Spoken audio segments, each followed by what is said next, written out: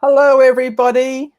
Hello, everybody. Welcome to Better Reading. I'm Victoria Purman. It's my absolute pleasure to be here with Kim Locke tonight. She's there. She's This next to side. me.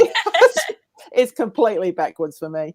We're here to talk about her wonderful book, The Other Side of Beautiful, which there's an image of there, and one behind her, beautifully placed. That's right.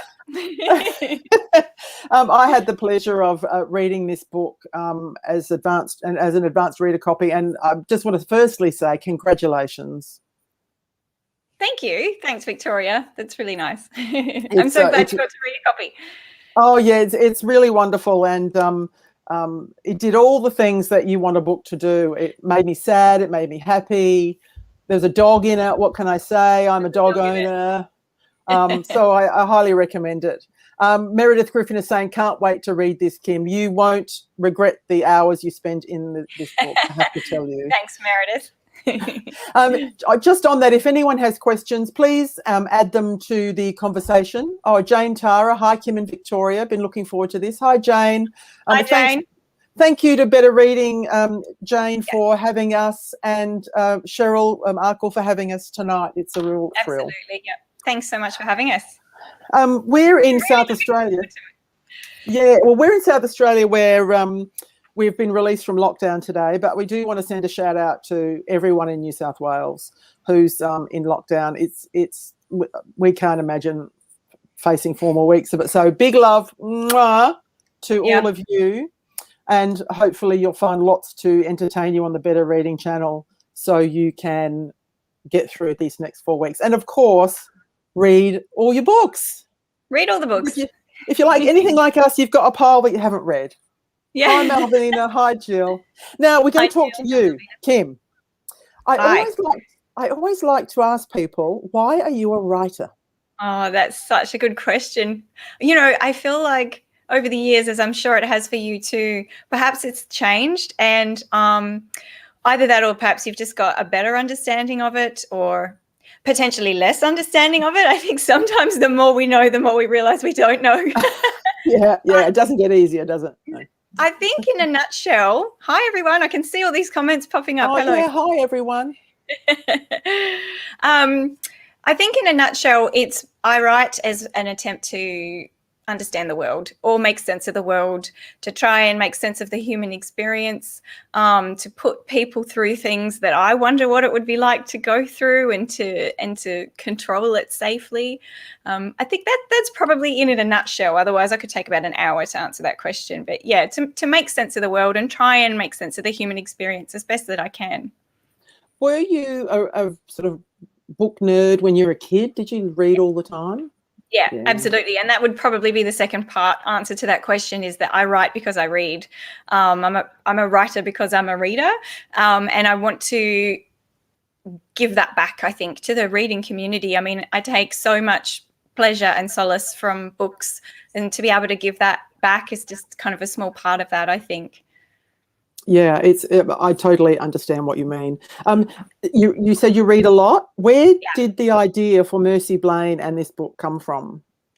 Yeah, that's an interesting question. It started many years ago in sort of two ways. I always wanted to write a road trip novel. And I had the idea for the character. I had her name, actually. She was originally called Mercy Bitter. And she was named... But she's not a bitter character. It wouldn't have suited. Not bitter, which is why I changed the name. But where I used to live in the Barossa Valley, there was an old European cemetery there. And the first European midwife in the town is buried there, and her name is Mercy Bitter. And I just adored that name. So I kept it for a character. Wow.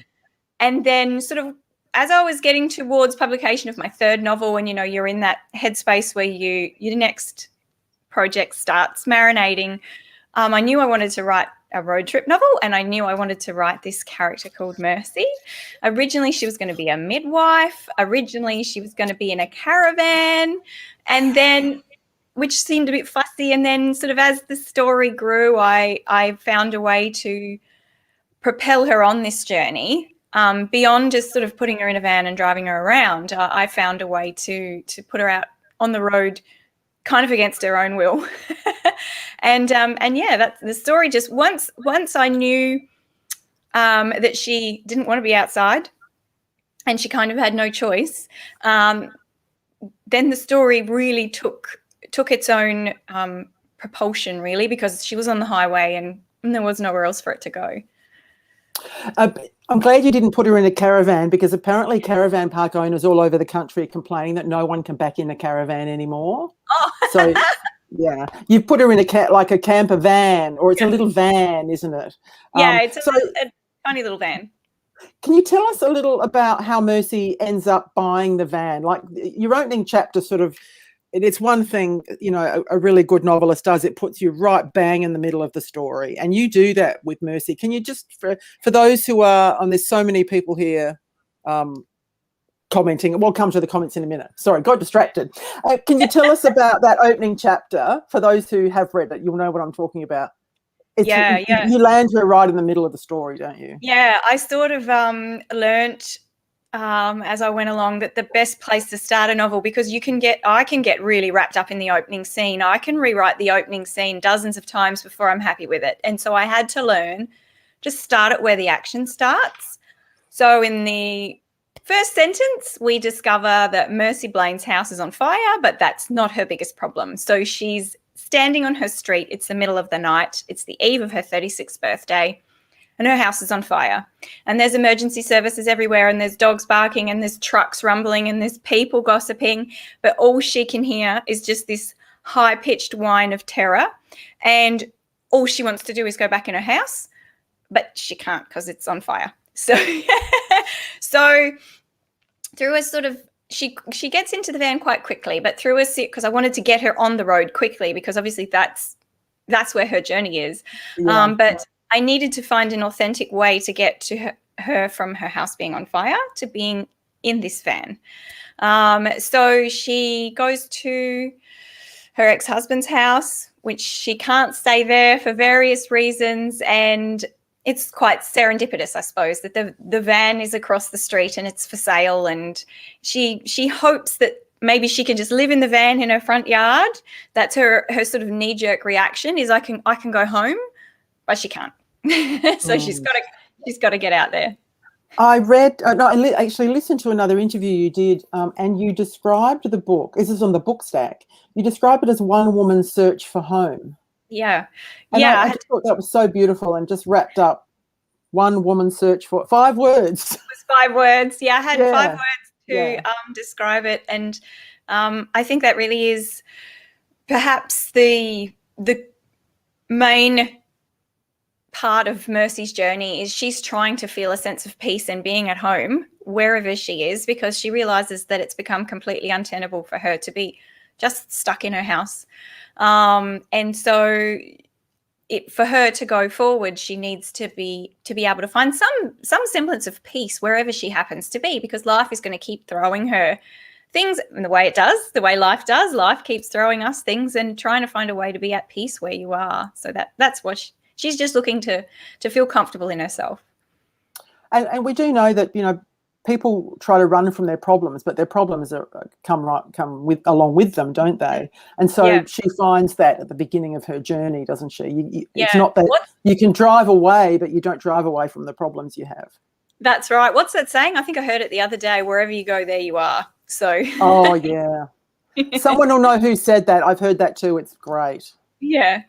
I'm going to look at all the comments to see if fantastic. Now there's questions. Thank you everyone for your questions. I will come to them, but I've got my own, and I have the chair, so I get to ask mine first. Victoria has have you done that road trip? And look, for anyone who's in lockdown, you know, peace to you. This might be really lovely, because you really get a sense, and I'm South Australian, and I've been to the Flinders, for example. You do get a beautiful sense of the space of that journey. I haven't been to Darwin, but have you done that trip? I have, yeah. I actually did it pretty much 20 years ago to the day. See, I live in Mount Gambier now, which for those of you who aren't familiar with South Australia, it's right down the very bottom tip of South Australia. And if you picture Darwin, it's it's at the other side. So when I was 19, I moved from Mount Gambier to Darwin to live with my then boyfriend, who's now my husband. He was in the army. And so I did the road trip with my father-in-law. He was working at the time, so he couldn't take too much time off. So we did it in 3.5 days. It's 3,500 kilometers. Whoa. You did a road trip with your prospective father-in-law. Yeah. I just glossed right on over that. I didn't know. I did. I was 19 and I was so excited to be moving. It was a great trip. It was a fantastic trip. I have such wonderful memories of that trip. Go figure.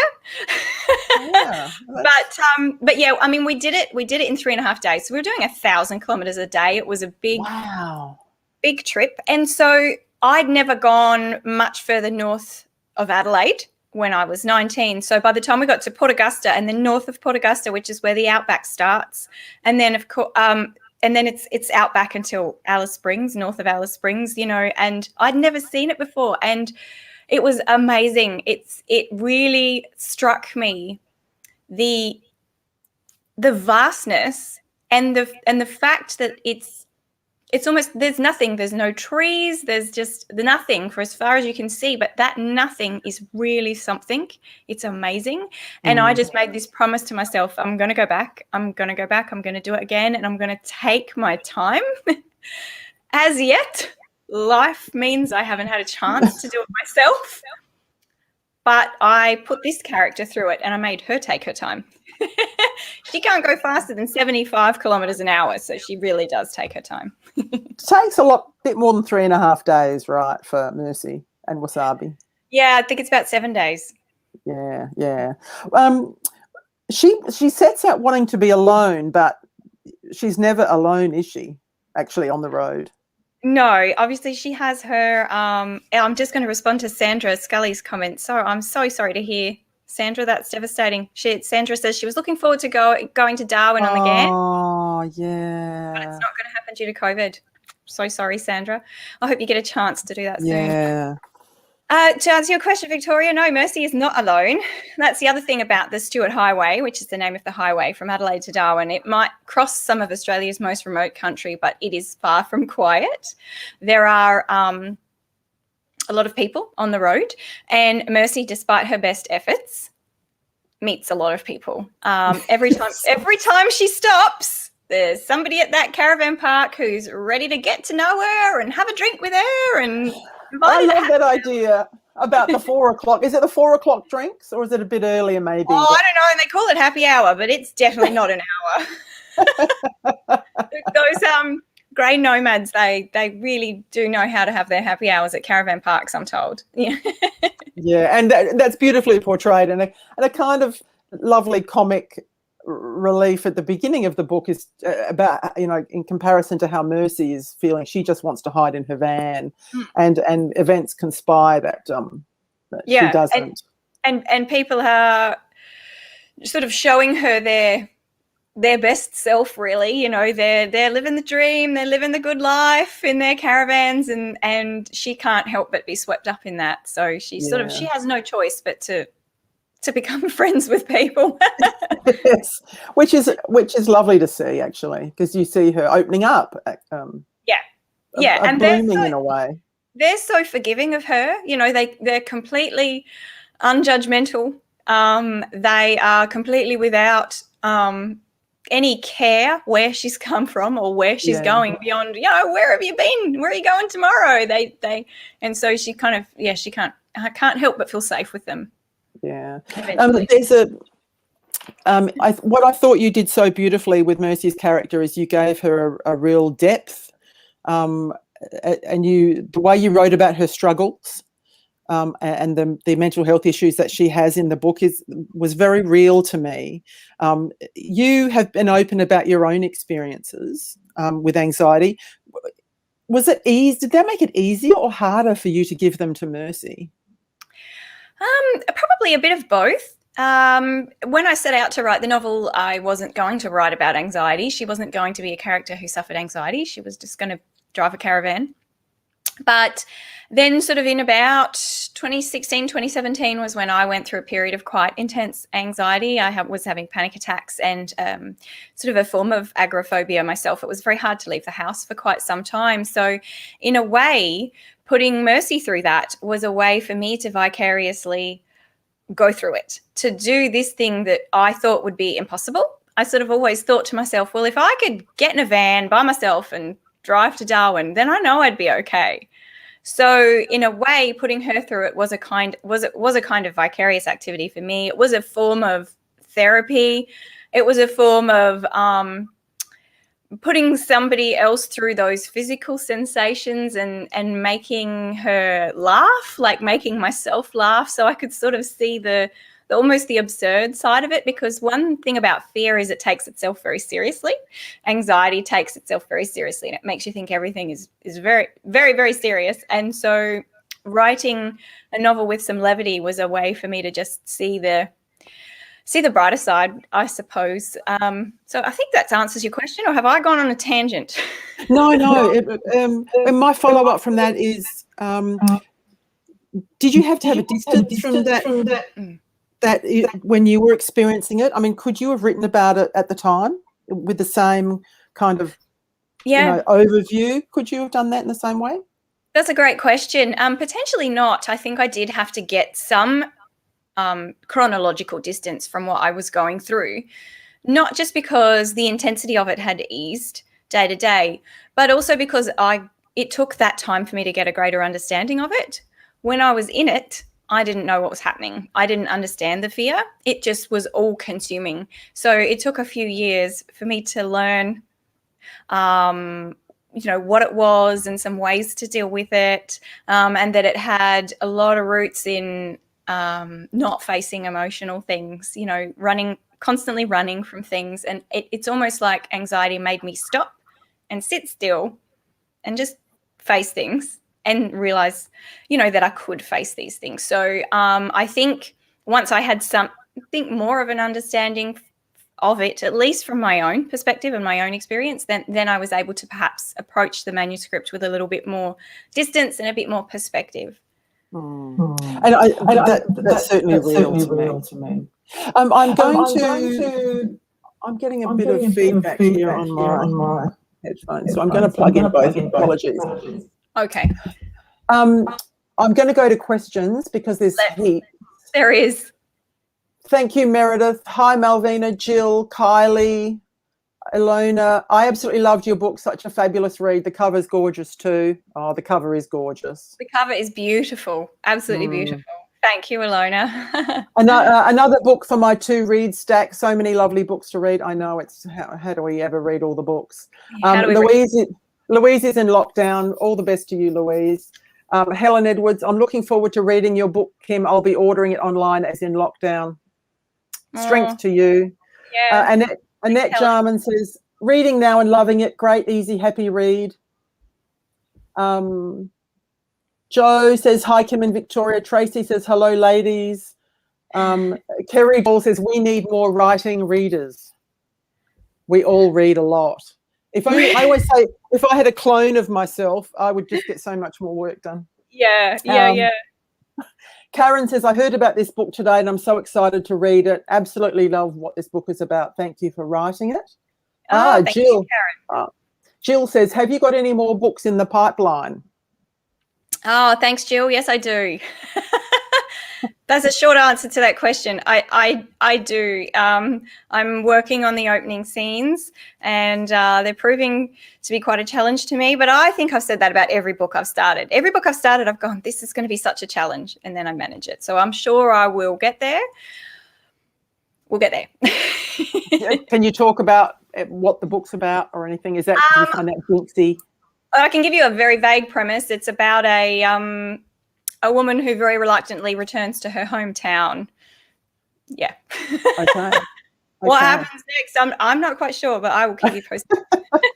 So you're a pantser, is that right? Or you're a plotter? Yeah, definitely. I've tried plotting, but yeah, I just find that no matter how hard I try, it doesn't go where I think it's going to go. I think perhaps The Other Side of Beautiful is the only book where it could really only go in that direction, because she had to drive to Darwin. To But Darwin. even then I'd be like, okay, she's going to stop here, and then she's going to stop here, and this will happen, and this will happen. None of those things happened. She stopped where she stopped, and the things happened, you know, when they happened. So yeah, give it up. Sometimes the characters just go, it's hard to explain how or why, but they just go in a direction that you didn't anticipate. But that's what I love about not plotting, is that surprises me too, and it keeps me interested. Yeah, and I think if you sit back and let the character speak, then a lot of the time they can surprise you, and that's sort of where the good stuff comes from, because they know better than we do. You mentioned that you've written the first chapter or opening scenes. Have you found that your opening scenes change when you finish the book, or do they stay the same? Like, is that idea kind of rusted on from the beginning? Yeah, in my earlier novels, the opening scenes completely changed, because I almost had to write my way into the book. So it's almost like I had to introduce myself to the characters and the story, and then later on I could realize that was for me, and the reader didn't need to know that. The more I've written, the less patience I have for that kind of mess. So I've found that the last few books have definitely, they have started where they've started, but that's not to say that the opening scenes haven't changed significantly. I'm a big rewriter. I'll redraft more than a dozen times before a book hits the shelves. So I'm always prepared to change things. I always find my opening scene, not the chapter, my opening scene is almost word for word. Oh, really? Yeah, but then after that, it's a free for all. But I just seem to have this really clear idea about the very first scene, a bit like a movie in my head. Well, that's fantastic, because it gives you a really good foundation to go from. Well, you hope so, but you know, sometimes. Fingers crossed. Questions. Hi, Kanina. Hi, Christine. You've just come out of lockdown. Rush to your bookshop immediately. Jane is asking, while you were writing this, what did your work day look like? Your schedule, and also where you wrote. Okay, great question, Jane. So this book I wrote in about 10 weeks, which is very, very short for me. To give you some context, my first drafts usually take about a year. So I'd actually written something. I'd written an entire manuscript, but it was something that I was fairly certain didn't work, and it didn't. So that manuscript I had to set aside, which was a little bit heartbreaking, but also necessary. Yeah. So when I sat down to write this novel, I just put everything off. I put off all my other work. I put off my friends. I unplugged the phone. I just said to my family, You unplugged the phone? I unplugged the phone. I said to my family, I'm going in there and I'll be out at dinner time. And I just wrote. I wrote from when I got up to dinner time, and that's just never happened to me before. I'm hugely lucky to have been able to do that. That I was, I had the support to be able to do that. I know some writers can't. So I wrote full time, 7 days a week, 8 to 10 hours a day until it was done. It just completely absorbed me, but it was done. It was done in 10 weeks, but obviously that was just the first draft. Then it was months and months of redrafting. And that's where the hard work comes in. But obviously there was something in that spark of an idea that just set you off. I mean, it's like that inspiration, hard work, whatever that was. Yeah, I think it was a bit like diving into cold water. Like, the more you hesitate, the less you're going to do it. So I knew after, after the manuscript I had to set aside, I knew I just had to really throw myself back into it. And lucky for me that I did, because I don't think, I just don't think I could have. I don't know. I've lost my train of thought. Mercy's voice was very easy for me to write, and so I think that was a bit of a gift. It came out very easily. It sort of really flowed, and I did fight it because it almost felt too easy. But sometimes the process takes you by surprise. Exactly. Karen Brooks. Hi, Karen. Hi, Kim and Victoria. I love The Other Side of Beautiful, Kim. It was a fantastic read. Thank you. And Karen, we loved your book, The Good Wife of Bath. Yeah. I adored that book, as you well know. I've told you. Yeah. Claire says, I loved Mercy's story and her road trip. Kerry Doyle says, hi, Karen Brooks, yet another great author. I totally agree. Tracy says, I love the idea that a fire forces her to go on this journey and join in on life. Yeah, it's sort of a almost literal interpretation of somebody having a fire set under them. You know, when you've got a fire set under you is a way of saying that you're in a hurry. So she had an actual fire. Yeah. Wendy says, hello from Wagga. Keep looking at your book. Seems that I need to get it. The mention of the Flinders is an extra carrot. There's something about, I've flown into Port Augusta, which is just on the sort of southern side of the Flinders, but there's something about the dirt in that part of the world. It's really red. Really red. It's amazing. It just, that's the first thing that hits me. The vegetation's really low and the dirt is red. Yeah. Amazing. Yeah. It's got to be sort of seen to be believed, really. You know, we've all heard of the red dirt, but until you see it, it is red. Yeah. Kylie Fent says, I lived in Darwin for 15 years, loved it going up. Oh, fantastic. Lynn, I think Lynn's responding to our, Foursies drinks in the caravan park. She says that's the classic caravan park activity. It really is. Yeah. Kerry is asking, does the transience of the relationships that Mercy has support the connections in the book? Good question. Repeat it for me again, Victoria. Sorry, it didn't pop up. Does the transience I'll put it there. Yeah. Does the transience of the relationship she has support the connections she makes with people? Oh gosh, fantastic question. Yeah. I reckon I'd have to let readers decide that, because I think everybody's going to interpret something different from it. But perhaps in a way, you're right, Kerry. The fact that she isn't going to see them again, or isn't going to have to deal with them often, makes it easier for her to relax and be around them. Yeah, there's no pressure, is there, when you can be yourself? That's right. Or she can be whoever, because she's not going to see them again. So perhaps it does make it easier for her, given the fact that the relationships are so fleeting. Yeah, fantastic question. Lisa says, we are waiting for you in Darwin. Yeah, Lisa's my best friend. Yeah. I lived in Darwin for several years, so I'll get back there one day. We'll all get where we want to go one day. Hi, Kanina. Hi, Kylie. Oh, Kylie's asking, who is your favourite author? Ladies. Oh, that's to both of us. Who's your favourite author? I can't do that. It's like asking who's your favourite child. Yeah, I've got a lot of. I could give you a list of some of my always go-tos, like my immediate buyers. Like, I love Anne Patchett, Liz Gilbert, Maggie O'Farrell, some Australians, Hannah Kent, all of the Harlequin authors. They're amazing. They're a wonderful, wonderful bunch of people. Go buy all their books. That's a very short list. Apologies to all the authors I left off it. I tend to love the book that I've just finished reading, and then but I read a lot in lots of different genres. But I do have to come back to Nora Roberts. I just think she's amazing and versatile, and I love the sparseness of the way she writes. I do dive back in if I'm needing a bit of inspiration. Yeah. Rita is asking, how did you come up with the title of the book? Great question. Actually, my publisher came up with the title, and it was. I just think it's perfect now, but it was a real thinker when they pitched it to me. I thought, oh, that's a good question. What is on the other side of beautiful? And I thought that it was maybe a way of describing what she had been through. But it's anyone can take what they will from it. It's quite a thinker. So I'd have to give credit to my publisher for that one. Oh, and we have the same publisher, and I know how good they are with titles. I've been writing a book for 18 months and I still don't have a title. I just can never decide. It's harder than writing the book. It is. Sometimes you just call it book number, whatever it is. Yeah.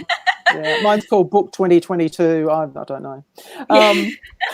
Miriam is asking, are you planning a promotional tour for the book? We'd love to see you in Panola. Hi, Panola. Hi, Panola. Hi, Miriam. Oh, I would love to be in Panola. I don't have any actual plans for promotional tour in person at the moment, I think, just because everything's a bit too COVID-y for that.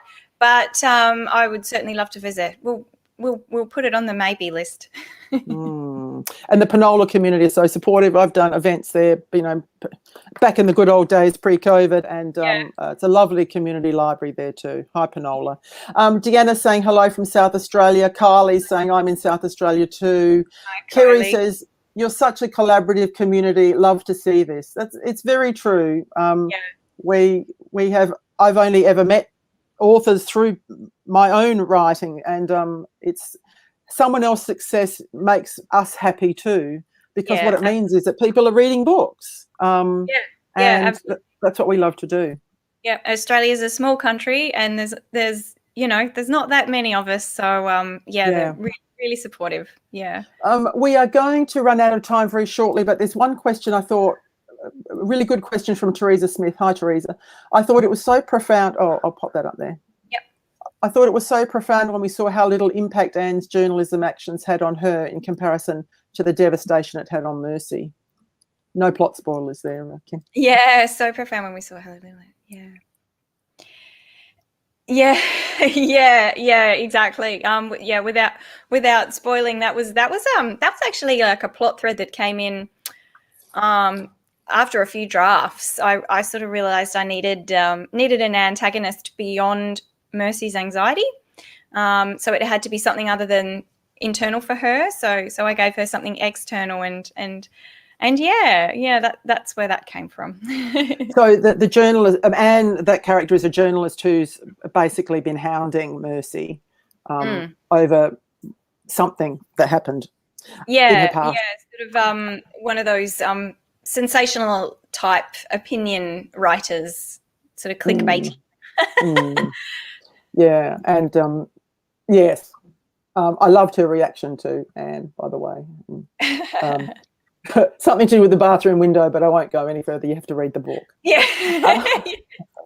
Margie says, hi from Geelong, just added this to my TBR list, and so you should. It's wonderful. Thanks, Margie. Elona says, thoroughly enjoyed this evening. Thank you, ladies. Thank you, Thanks, Elona. And Wendy says, thank you, ladies, for a very interesting presentation. Jill says, thanks for a lovely interview. Thank you. Thank you. Thank you, Kim. Thanks, Victoria. Thank you, everybody, for coming along. We're out of time now. Yeah. But I love this book. I wouldn't rave about it if I didn't. You can believe me about that. You should all rush out and buy it. It'll just uplift you, and it's written with such heart, I think, Kim. It's wonderful. Thank you. Thanks so much, Victoria. I really appreciate it. Thanks, Better Reading. Thank you for having us.